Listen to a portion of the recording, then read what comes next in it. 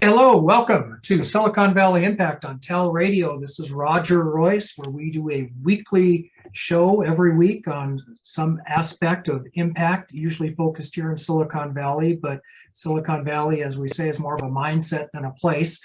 And a lot of the people that we talk to originated here in Silicon Valley and end up living someplace else, like my guest today, Carla Brenner, who is a community builder, a health tech startup mentor, and an enterprise AI seed investor. So Carla, thanks for being here.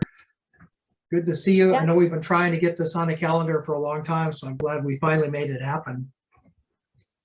Yeah, so excited to be here. And I know we've done many events over the years together, so it's really great to reconnect via Zoom here and just see you in person. So glad to be here and be a part of the show. So Carla, I'd like to talk to you about the organization that you've started, created, and built into now what is a worldwide organization, Healthtech Women. And I guess it was about 10 years ago, I think, is when you first had the idea and you first started it here in the San Francisco Bay Area. And of course, now it's all over the world. So tell us, what is Healthtech Women? Yeah, definitely. So Healthtech Women is a nonprofit organization that supports women to come together who want to innovate or impact the health ecosystem. So we are one of the first organizations that have brought together women across biotech, pharma, med device, life sciences ecosystem to really leverage the knowledge across this space, because we realized that, you know, there were so many, it was so siloed, and in order to change the health ecosystem, which is very complicated and complex, we need to bring together, you know, women across this ecosystem. And I focused on women because there really wasn't mentors in this space, and really wasn't a way to bring us together to support each other, as women are the #1 decision makers in households around healthcare, and really wanted to support each other as we have the knowledge coming from this space to really be the ones making change in the healthcare ecosystem. So today we have over 20,000 women across 7 US locations, and have put on over 100 in-person events around specific topics in healthcare, around, you know, fertility, women's health, genetics, I would say the mental health space, 3D printing, personalized medicine, to really bring thought leaders that are in women thought leaders together to share what they're doing in this space. Wow, 20,000 members in 7 locations. And you're also international, aren't you? Yeah, so we have a Japanese hub, and we've been, you know, focused on events over there. So if anyone is in Japan, feel free to reach out and we can connect you with the folks over there. And the events, are you doing in-person events again? Or... Great question, Roger. You know, we've kind of held off due to COVID, and now as things are starting to reopen again, you will see more in-person events coming from us, specifically in Miami and San Francisco, in New York as well. Oh, okay, great. We just hosted 2 holiday events to close out the last year, one in San Francisco in partnership with you, which was really exciting, yep. One in our North Carolina hub, to really just get the energy and spirit back together. So it's really going to be great to kind of kick off this year in different locations, and we'll be doing more online connections through our Discord channel. So if you guys want access to that, feel free, and I can invite you to our channel. Okay, great. And I've been to many of your events, so I know that at least when you were doing in-person events, you had very high-powered panels, as I recall. Lots of really great content, smart people, you know, cutting-edge stuff going on. I assume that your events that you're starting to pick up again now are going to continue with that kind of very health tech focused content. Yeah, I mean, we're doing health. We're also doing anything regarding, you know, FDA approved products, but also there's a lot of focus around health and wellness as well, because we believe that not only is it important to, focus on health tech, but there's a whole ecosystem, and health and wellness is a part of that as well. So regarding food tech, regarding supplements and nutrition, that women should really be focused on as well, is something that we are going to incorporate more into our conversations. Oh, interesting. Yeah, that is a big tent, isn't it? You're going into food tech as well, nutrition, food for health, I assume.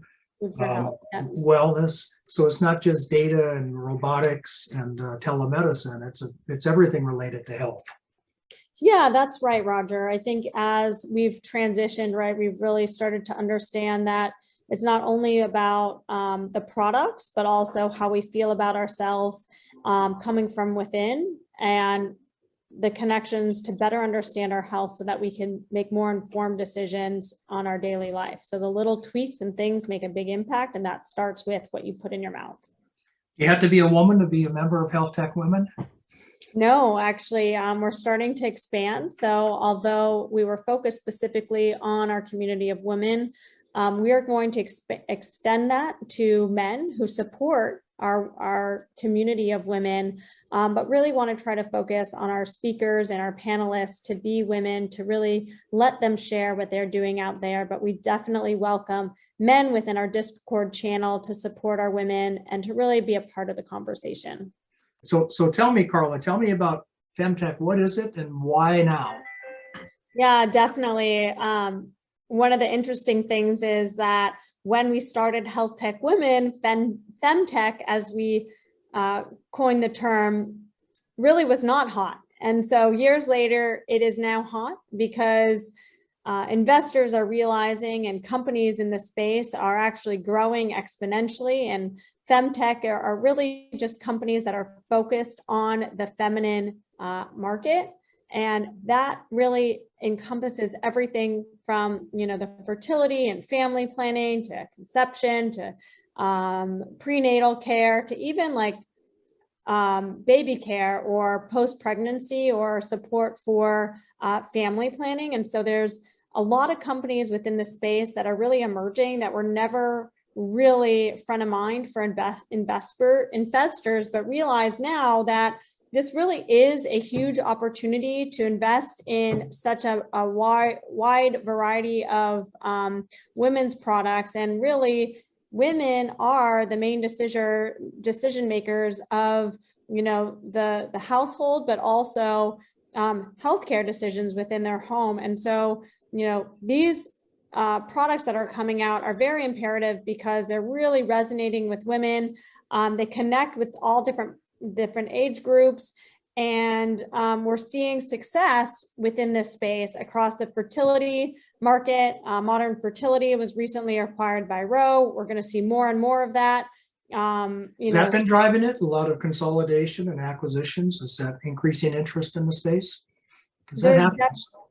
Yeah, there are a lot of acquisitions, and we'll just see in general more acquisitions in healthcare this year as point solutions have been really coming out left and right around specific areas, whether that's menopause, whether that's hormonal health. And healthcare is this whole end-to-end solution. It's not just one part of the healthcare sphere. And so we're going to see more consolidation, yet to be determined if that's actually going to work, considering consolidation of these companies on one platform is not as easy as saying consolidation.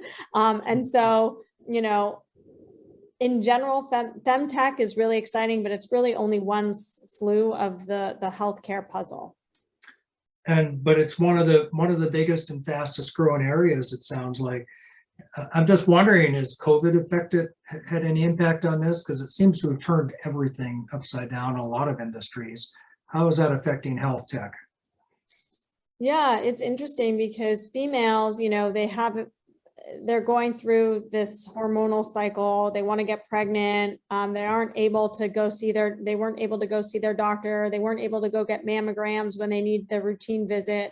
And all these routine checkups that women normally do versus men at an earlier age were getting shifted to more telemedicine consults, right? Because they could not see their physician as frequently as possible. So that's really propelling a lot of this as well. Women want to take control over what they can control at home, because, life moves on and they need to be able to balance, home life balance, personal health, as well as potentially their jobs if they're in their workforce. And so being able to do things at home versus go see a physician, really taking control of their own health is really imperative in the femtech space. Yeah. How about mental health? Is that part of what Healthtech Women does? Yeah, I mean, that I would say that can be included in femtech, right? Like mental health, mental wellness for women. We're not seeing too many companies that are focused only on women in the mental health space, but that's definitely an area that might bloom as a point solution for women. Well, yeah, the reason I mentioned it, just talking about COVID, I've been hearing a lot about how the events of the last 2 or 3 years have had a very negative impact on mental health. And also, I mean, domestic violence has been up, alcoholism has been up, depression has been up. Probably, in my opinion, because of the sheltering rules, but maybe it's everything else going on in the world. And you have to believe that there's companies that are going to step up and provide solutions to these problems as they get bigger. Or I'm hoping that people like you will find companies to do that. Yeah.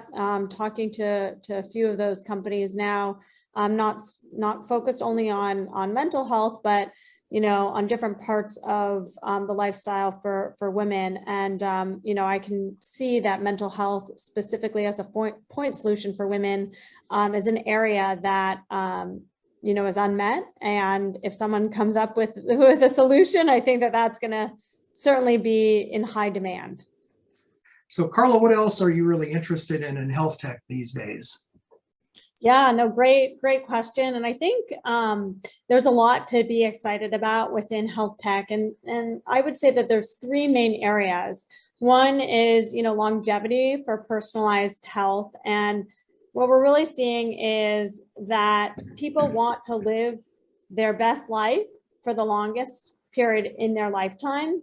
And so it's all about eating right, understanding their bodies through various apps that continuously allow ultimate feedback of their lifestyle. So think of Levels as a really good example of continuous glucose monitoring to understand, how your food and activity impact your daily life. But we're also seeing this through hormonal therapy and other therapies for more personalized understanding of your health to help you better adjust your lifestyle. Another area that we're seeing in health tech or innovation in health is around telemedicine. I think that's going to be huge for this year, where we're finding that to start a telemedicine company, it's a lot simpler through back-end solutions. And so you're going to see more companies that are focused on women's health, specifically like you're seeing around TIA, right, in person, or, more around doctors on demand, or a Teladoc or Livongo. You've seen like these companies blow up, but we're going to find more specialized telemedicine companies coming out this year because the scale is a lot easier than ever before. And then the last thing is AI to help healthcare workers, right? Healthcare workers have been really worked hard, and there is a major burnout. And so there's a lot of companies that will be addressing this particular area going into 2022, specifically around AI helping more informed decision-making for physicians, virtual assistants, clinical notes, things like that across the whole continuum of care will be coming out this year in 2022. So watch out for those 3 main areas, in my opinion. Interesting. As I listen to you talk about these, it sounds like these are tools that really can signal a real shift in Western medicine, because they can do something like preventive health. Yeah. And it just seems I've been seeing more and more people being concerned about, preventive measures rather than just waiting until they're sick and then having a doctor fix it, using one of these apps maybe to pick up the signs. Because it sounds like the technology is really kind of moving us to a place where we can have a lot of preventive care. Would you agree with that? Yeah, definitely. I think through, AI assistance, through like being able to understand your body more effectively through, continuous monitoring in various ways. I think we're going to be able to catch these things a lot faster than ever before, versus going to your doctor, giving a readout, going back. I mean, we can now detect some of this stuff at home. And there's various ways, direct-to-consumer solutions across all different angles, whether it's urine testing or blood tests, that can give us that continuous feedback that we want to better make more informed decisions about our life. Yeah, but even bigger than that, like this doctors on demand idea, I just signed up for a service myself, where they'll just do a series of tests and tell you this is what you ought to look at just to make sure. And more screening, more frequent screening for everything that somebody in my demographic might have. It just seems to me that I feel like COVID has kind of accelerated that because it increased telemedicine and convinced doctors that they could talk to people by video, and it convinced patients that you didn't have to, you could get care that way. So I gotta believe there's just a tremendous amount going on in this whole space.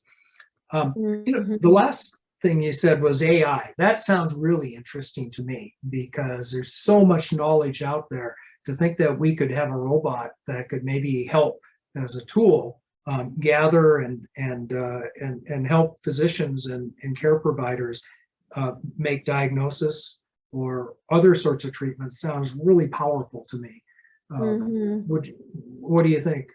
Is that a big area?